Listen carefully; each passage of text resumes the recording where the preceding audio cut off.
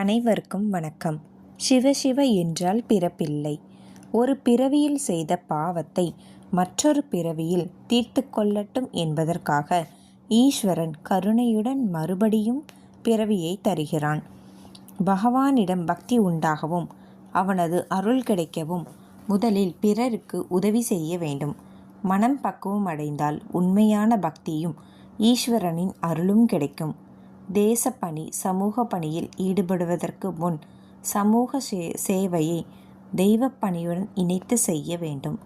தெய்வ சம்மதத்துடன் தேசப்பணி செய்வது நல்லது. கோபம், கெட்ட எண்ணம் போன்றவை இல்லாத சாந்தமாக இருக்கும் தட்சிணாமூர்த்தியை பார்க்கும்போது நமக்கு சாந்தம் ஏற்படுகிறது. ஈஸ்வரனின் அருளை பரிபூர்ணமாக பெற்றவன் ஒருவன் இருந்தாலும் அவன் மூலமாக தேசம் நலமடையும்.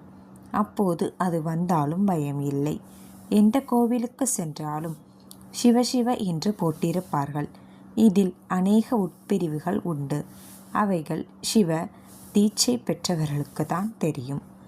மந்திரங்களில் ஜெபிக்க எளிதானது சிவ மந்திரம்தான். எந்த மலையில் இருந்தாலும், எந்த கடலில் இருந்தாலும், எந்த வனத்தில் இருந்தாலும் இந்த மந்திரம் நம்மை காப்பாற்றும். சூட்சுமமாக இயங்கும் சிவகணங்கள் வந்து நமது நியாயமான கோரிக்கையை நிறைவேற்றும். அதுவும் திருவண்ணாமலையில் கிரிவலம் செல்லும்போது இந்த சிவசிவ மந்திரத்தை ஜெபித்து கொண்டு சென்றால் அடுத்த சில நாட்களில் கர்ம பிரச்சனைகள் திடீரென தீரும் என்பதை அனுபவத்தில் உணரலாம். சிவசிவ என்றால் பிறப்பில்லை. சிவ என்ற 2 எழுத்தை எப்போதும் உச்சரிக்க வேண்டும். எந்த பிறவி வந்தாலும் அதை மறக்காமல் கூறினால் பிறவியே இல்லாத அமைதியான நிலை ஏற்படும்.